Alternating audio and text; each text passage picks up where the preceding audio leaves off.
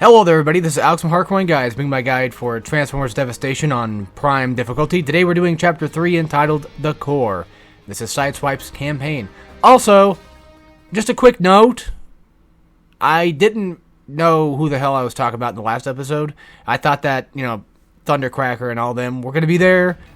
I forgot that was Chapter 2 and that they, I think, show up in later chapters.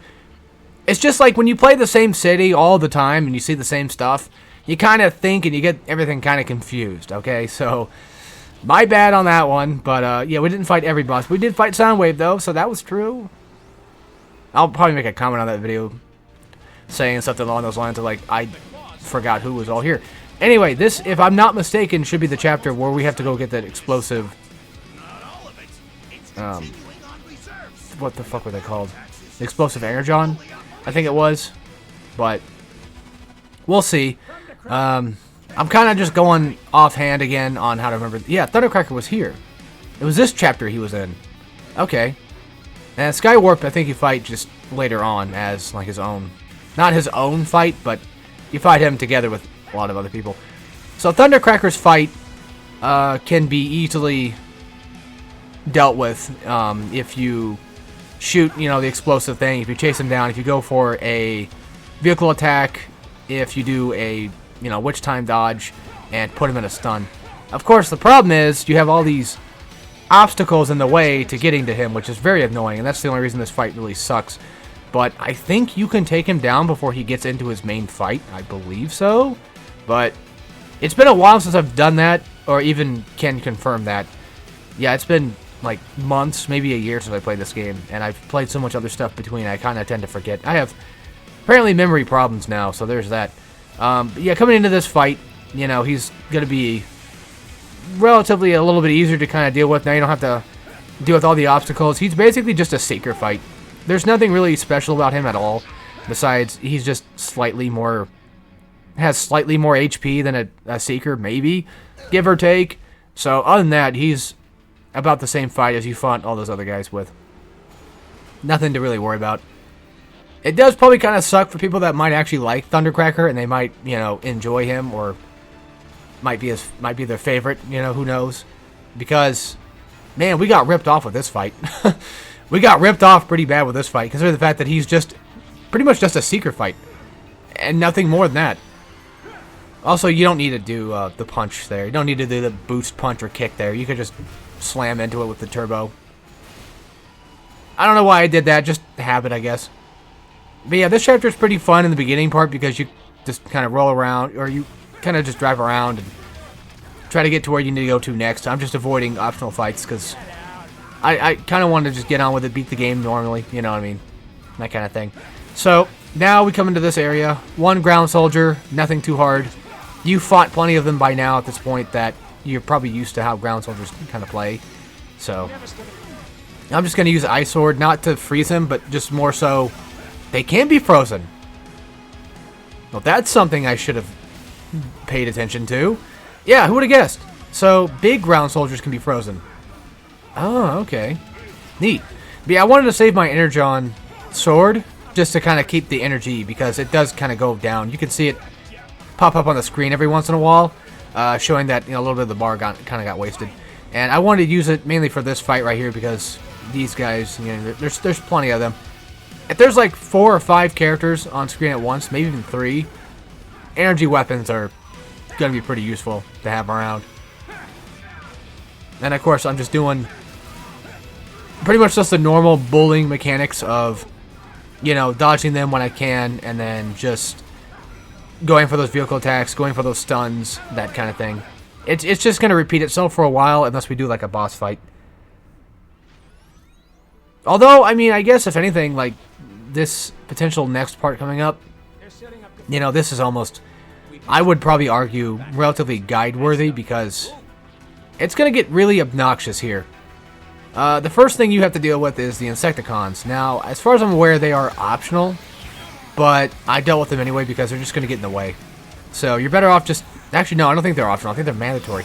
But these guys, of course you got the top-down view, it makes things much harder. So I would recommend just finding a place to kind of honker down in and just kind of hide. Granted, you can't hide from scrapnels, you can't really hide from much. But if you can try to get them all lined up within a hallway or just at least some small area, it makes it a lot easier to kind of deal with, especially if you're using the Energon weapon. And if you happen to get the ultimate attack, then you can just do that. But you can still aim even while in top-down view. The hardest part about this entire chapter is this part right here. It's definitely this area right here for sure. I did actually die on this part coming up next. And then right here I kind of screwed up because I was trying to break that to get that out of the way so I don't have to jump over it later. It's not exactly completely in the way, but it's in the way enough to where I just don't want to mess with it. So, here's a fun little trick. Press R1 to throw it, of course. And you can use energy weapons to ignite it and make it explode. But do be careful though, because if you do happen to ignite it while you're next to it, you will get hit by it and you will take, you know, a decent bit of damage from the explosives. So do be careful, but you can use them to your advantage if you wish. First group of guys, nothing too bad. They're regular small ground soldiers. It's the next fight that's coming up that's going to be irritating. And by the way, you only need like 1 or 2 of these, so pick and choose which one you prefer. I had ultimate attack kind of built up for this because, you know, I already died once, so I eventually had just enough to do, you know, ultimate attack from a distance, which is pretty nice. But if you don't have it, then it might make things a little bit more difficult. And if that's the case, obviously, you know, dodge everything, mash dodge as much as you possibly can, just to be safe, and then use the Energon weapon to, you know, go through the enemies and what have you. And then, yeah, you saw right there, I was kind of trying to show it off, but like a dumbass, I got hit by it anyway, so there's that. And then for these shield guys, just go ahead and just do vehicle attack stuff. Just do boost attacks. Just get rid of them. And then don't transform like while you're near them, though, because they could probably get like a sneak hit on you or something. You don't really want that. If you want another fight, you can always go to the right. You can always go up there to do that fight. But you don't really need to do that, actually. You only need 1, which is pretty damn nifty, honestly. We got 1 extra mission coming up in just a second, and that's going to be ground soldiers. And ground soldiers on top view sucks to fight against, but yeah. I'm pretty much just, what I'm doing right here is I'm just... Oh, I'm doing an ultimate attack. Okay. I'm doing an ultimate attack right there. That's why the game kind of, you know, froze for a second or two. Watch out for these things right here, these purple things right here, because they can probably get in your way, and they'll probably knock you out of an attack. So just be careful of that. If you do happen to hit something that's shielded while you're in witch time, then you will end up breaking yourself out of witch time. And that's something that you don't want. But all I'm really doing is I'm just kind of hitting, I'm just waiting for them to go for attacks, and I'm just mashing the dodge button to make sure I don't actually get hit, you know, in this, because this fight right here is just annoying to deal with. The top-down view, you might not think hurts much, but it kind of does a little bit. It kind of does mess with a few things. At least it used to. It was worse back then for me, because back then I struggled a lot with this. But, yeah. And then more ground soldiers are going to appear. You know, the typical thing. If you want to build up ultimate attack, your best option is mainly vehicle attacks and what have you, just so that way you can get some nice bars going. And luckily, because, you know, Sideswipe and Bumblebee have dual vehicle attacks, we can definitely build up that energy a lot faster, which is very nice. Something I had to find out when I was playing Optimus at the very end of the game, because they forced you to play Optimus for the final fight. I totally forgot that Optimus does not have 2 vehicle attacks, and I was like, what the fuck? So that threw me off, and I'm guessing most likely Wheeljack and Grimlock are going to be the same way, and that's going to throw me off when we get there, but we'll deal with that when we come to it. Which hopefully might be soon. You know, maybe we want to come back from break. Maybe we might start up some more. I'll talk about what stuff I want to start up when I get back, though.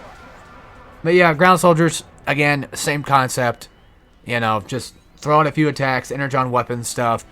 If you've got to, just put the explosive next to them, or at least in the middle of them, and then just hit it with energon. So Starscream, he's also another somewhat easy boss to take down, because all you really got to do is just loudspeaker. If he transforms, go for loudspeaker, and after that, when he's on the ground, just dodge the hell out of him. He was being a little bit of an asshole here, so I had to whip out the old ultimate attack to make sure I can do some decent damage on him. Don't worry about the dash mechanic there. That was just me doing a thing. Trying to show off me cool, I guess.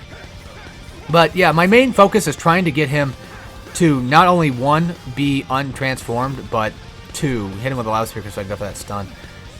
the drill attack that he did right there, that's something that you want to dodge, and you can get some pretty decent damage on him after you dodge it. You can just jump up in the air and then go, you know, hit him while he's in the air. It's pretty nice.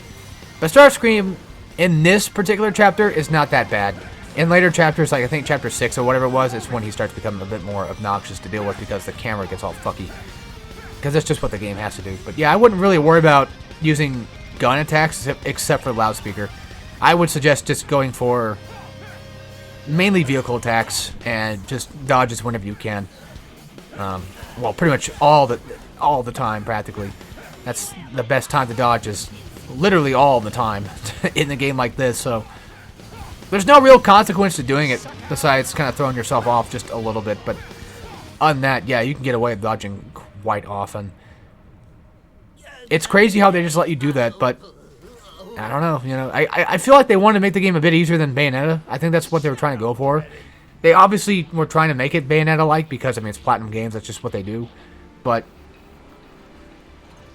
I mean, they did a pretty good job, though, you know, they did a great job with the game. I still love it. I think it's still one of the best Platinum Games game you're going to get. But speaking of which, I kind of want to play some Star Fox today. I'll think about it. So, Blitzwing fight.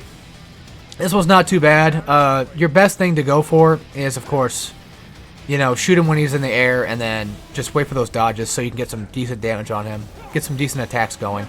If you have an energon weapon like I do, you can at least get some extra projectiles going out there to hit him.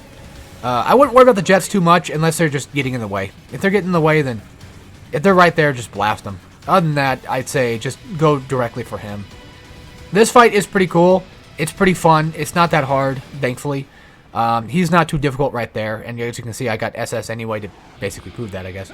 But this fight, though, this fight's going to be really somewhat both hard and easy at the same time. It depends on how much he lets you stun him.